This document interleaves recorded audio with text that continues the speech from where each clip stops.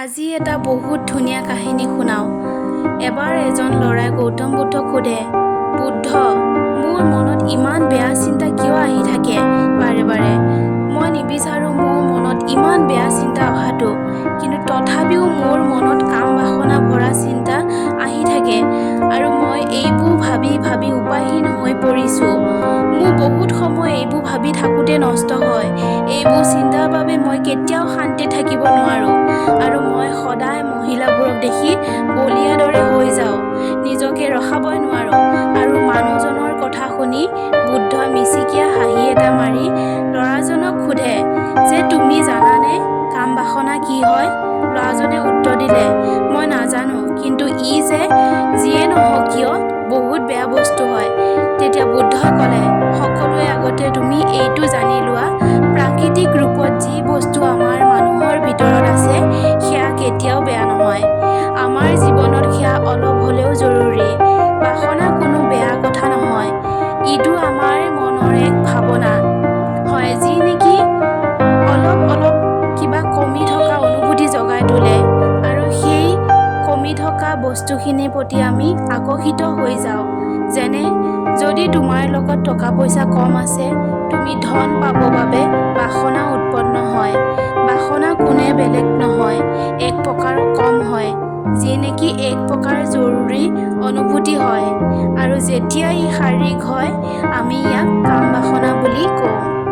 তেতিয়া ল'ৰাজনে ক'লে, কাম বাসনা কি সেইটো মই গম পালোঁ, কিন্তু আপুনি এইটো কওক ই আহে ক'ৰ পৰা? তেতিয়াই বুদ্ধই ক'লে, কাম বাসনা কাৰো পৰা নাহে, আমাৰ ভিতৰতে থাকে আৰু ইয়াৰ থকা জৰুৰীও, কিয়নো যদি ই নাথাকে মানৱ জাতি বংশবৃদ্ধি নোহোৱা হৈ যাব। তেতিয়া মানুহজনে ক'লে, যদি এই বস্তুটো আমাৰ ভিতৰতে থাকে আৰু আমাৰ বাবে জৰুৰী হয়, মানুহে নহ'লে ইয়াক বেয়া কিয় কয়? বুদ্ধই ক'লে, এইটোৱেতো মানুহৰ সমস্যা হয়। মানুহে কাম বাসনাক বেয়া দৰে চিন্তা কৰিব লৈছে। সকলো মানুহে ইয়াক লুকুৱাব আৰু ভিতৰত ৰাখিব বিচাৰে। কাম বাসনা বেয়া নহয়, কিন্তু বেয়া ধৰণে ব্যৱহাৰ কৰা বেয়া কথা। মানুহে যাক প্ৰেম কৰে তাৰ বাবে জীয়াব লয় আৰু তাক পাবই নিজৰ লক্ষ্য বনাই লয় আৰু কেৱল তাকেই ভাবিব লয় আৰু এইবোৰ বেয়া হয়। তেতিয়াই বুদ্ধই এইটো ক'লে, জানানে জীৱ-জন্তু কাম বাসনা থাকে? তেতিয়া ল'ৰাজনে ক'লে, হয় থাকে, কিয়নো জীৱ-জন্তুৰ বংশবৃদ্ধি হ'ব লাগে। তেতিয়াহ'লে আমি জীৱ-জন্তুৰ কাম বাসনাক বেয়া কিয় নকওঁ? ল'ৰাজনে ক'লে, মই নাজানো, আপুনিয়ে মোক কওক। জীৱ-জন্তুৱে কাম বাসনাক ব্যৱহাৰ আনন্দ ল'ব নকৰে। জীৱ-জন্তুৱে কেৱল সন্তান উৎপন্ন কৰিবৰ বাবে নিজৰ কাম বাসনা ব্যৱহাৰ কৰে। প্ৰকৃতিয়ে জীৱ-জন্তুক ইমান জ্ঞান বুদ্ধি নাই দিয়া যে কাম বাসনা নিজৰ সুখৰ মূল্য বনাই লয় আৰু মানুহে নিজৰ বুদ্ধিয়ে প্ৰকৃতিৰ পৰা পোৱা বস্তুবোৰ নিজৰ প্ৰত্যেকটো সুখত ব্যৱহাৰ কৰে। আমি মানুহেহে কাম বাসনাক নিজৰ সুখৰ সাধন বনাই লৈছোঁ। যি নেকি প্ৰকৃতিয়ে আমাক নিজৰ বংশবৃদ্ধি বঢ়াব দিছে, কিন্তু মানুহে সুখৰ পৰম লক্ষ্য বনাইছে আৰু এনেকুৱা কাম বাসনাই লেগাম নলগোৱা বেয়া কথা হয়। তেতিয়া ল'ৰাজনে সুধিলে, কাম বাসনা আমাৰ ওপৰৰ ইমান প্ৰভাৱ কিয় পৰে? তেতিয়া গৌতম বুদ্ধই ক'লে, শুনা, মই তোমাক এটা কাহিনী কওঁ আৰু তুমি কাম বাসনাৰ ওপৰত কি জানিব লগা আছে এই কাহিনীটোতে সকলো পাবা। ভালদৰে শুনা, ভালদৰে বুজি ল'বা। এদিনাখনৰ কথা, এখন আশ্ৰমত এজন গুৰু আৰু তাৰ শিষ্যবোৰ বসবাস কৰি আছিল আৰু সদায় গুৰু ওচৰৰ গাঁৱৰ পৰা ভিক্ষা আনিব যায়। যিখন আশ্ৰমত শিষ্যবোৰ থাকে তাৰে এজন শিষ্যই ভিক্ষা আনিব যোৱা পথত এখন নদী পাৰ কৰে আৰু তাৰ কাষত থকা গছ এজোপাত ল'ৰা এজন লুকাই থকা দেখা পালে। তাকে দেখি ওচৰলৈ গ'ল আৰু ল'ৰাজনক ক'লে, তুমি ইয়াত লুকাই কি চাই আছা? তেতিয়া ল'ৰাজনে ক'লে, তুমি দেখা নাই নেকি মই কি চাই আছোঁ? অলপমান সেইফালে চোৱা, তেতিয়া দেখিবা। তেতিয়া শিষ্যজনে চালে, তাত কেইজনীমান ছোৱালী পানী ভৰাই আছিল।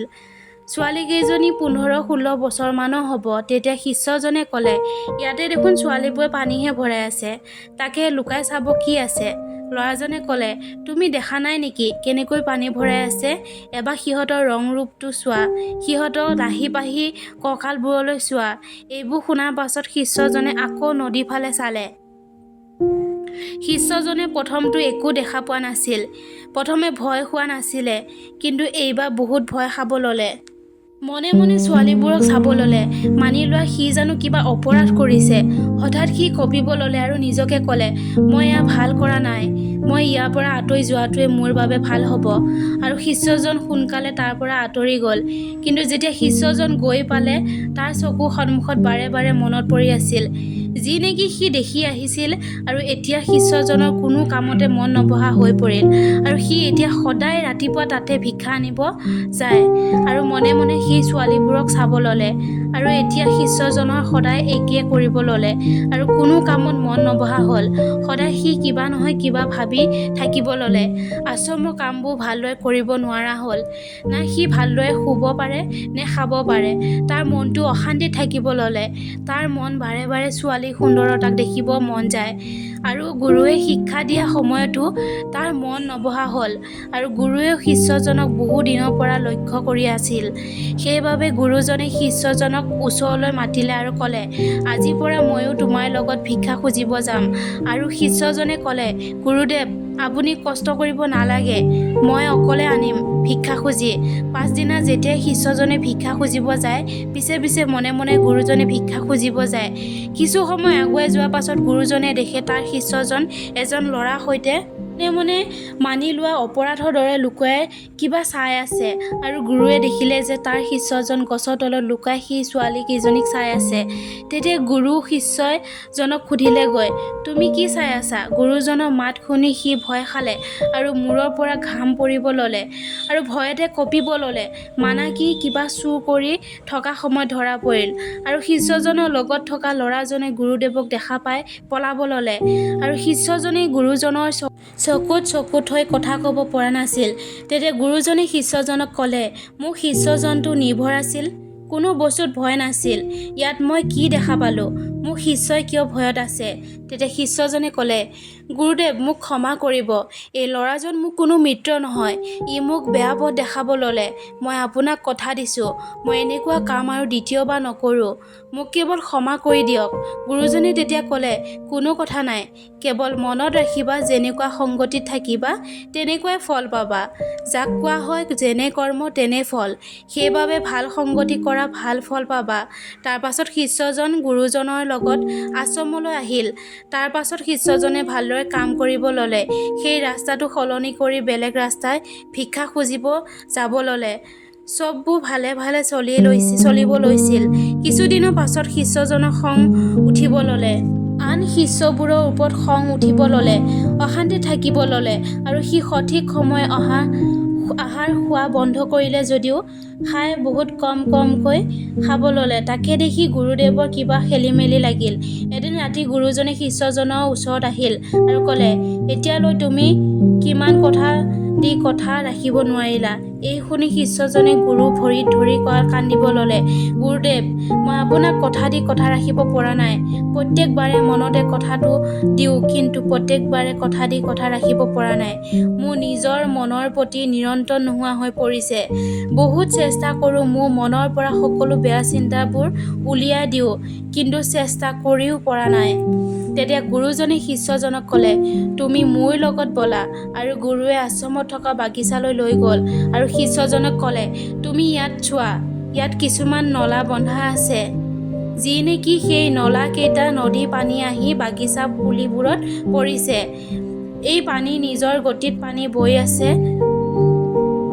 তুমি কি ইয়াক ৰাখিব পাৰিবা? তেতিয়া শিষ্যজনে ক'লে, হয় গুৰুদেৱ, মই বৈ অহা পানীক ৰখাব পাৰিম।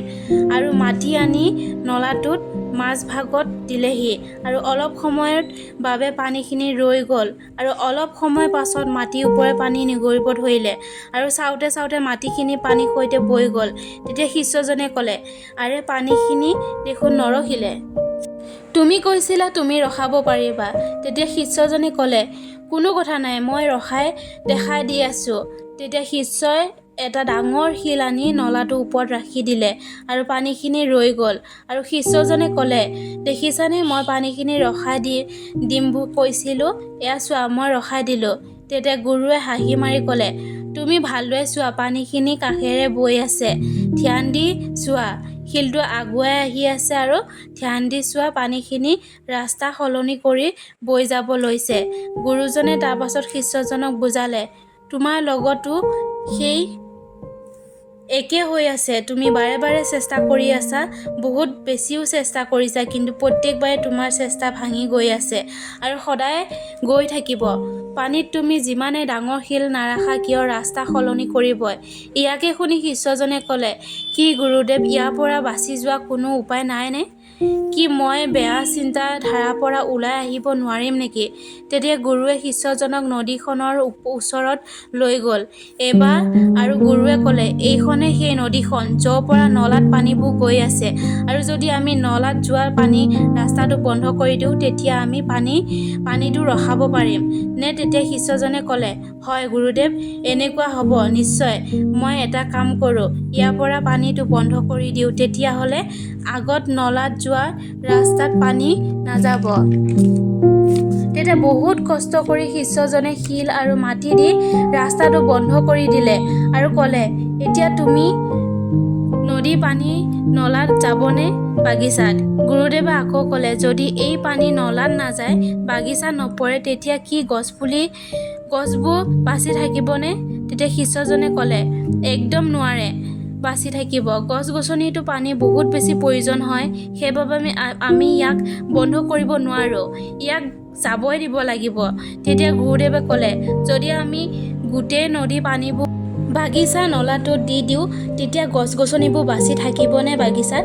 তেতিয়া শিষ্যজনে ক'লে, তেতিয়াতো গোটেই বাগিচা ফুলিবোৰ উঘালি পৰি নষ্ট হৈ যাব আৰু একো নাবাচিব। তেতিয়া গুৰুৱে হাঁহি ক'লে, তুমি এই একে কথাকে বুজাই আমি কোনো বস্তুক ৰখাব নালাগে, আমি কেৱল সন্তুলন ৰাখিব লাগে। যদি আমি পানী নিদিওঁ তেতিয়া পুলিবোৰ নষ্ট হ'ব, আৰু যদি বহুত বেছি পানী দিওঁ তেতিয়াও নষ্ট হ'ব।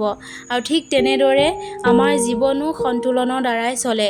যদি তোমাক কওঁ আমাৰ কথা নাভাবিবা, তেতিয়া তোমাৰ কিহৰ চিন্তা বেছি আহিব? শিষ্যই ক'লে, আমাৰ ঠিক তেনেদৰে বেয়া চিন্তাবোৰ জোৰ কৰি খেদাব চেষ্টা নকৰিবা। তুমি ইয়াক যিমানেই জোৰ কৰি ইয়াক ৰখাবা, সিমানেই তোমাক দিগদাৰ দি থাকিব। সেইবাবে ইয়াক লুকুৱাই ৰাখিব চেষ্টা নকৰিবা। আৰু বহুতবাৰ বেয়া সংগত যোৱাৰ বাবেও আহে। কেতিয়াবা এনেকুৱা হয়, কাম বাসনাৰ আমাৰ ওচৰতো থাকে, কিন্তু কিছুমান অশালীন মানুহৰ লগত থকাৰ বাবে আমাৰ ওপৰত ধৈৰ্য সীমাৰ বাহিৰ হৈ পৰে। তেতিয়া শিষ্যজনে ক'লে, গুৰুদেৱ, আপুনি ঠিকেই কৈছে, মই সেই ল'ৰাজনৰ বাবে মোৰ ৰাস্তা পাহৰি গৈছিলোঁ। আৰু শিষ্যজনে ক'লে, সকলো ভালকৈ বুজি পালে আৰু সেইদিনা ৰাতি বহুত ভালকৈ শুব পাৰিলে। পিছদিনা ৰাতিপুৱা শিষ্যজনে সেই ছোৱালীবোৰ থকা ৰাস্তাটোৱে গ'ল আৰু শিষ্যজনী ছোৱালীবোৰে নদীত পানী ভৰাই থকা দেখি ওচৰলৈ গ'ল আৰু পানী খুজিলে, আৰু ছোৱালীবোৰৰ এজনী পানী দিলে আৰু ভৰি চুই সেৱাও ল'লে, আৰু শিষ্যজনে আশীৰ্বাদ দিলে, তোমাৰ কল্যাণ হওক। আৰু শিষ্যজনৰ এনে লাগিল, যিবোৰ হেৰাই গৈছিল সকলো উভতি আহিলে আকৌ ওচৰলৈ। তেতিয়া পানী খাই গৈ আছিল শিষ্যজনে, গছৰ তলত সেই ল'ৰাজনে এতিয়াও ছোৱালীবোৰক চাই থকা দেখা পালে। শিষ্যজন তেতিয়া তাৰ ওচৰলৈ গ'ল।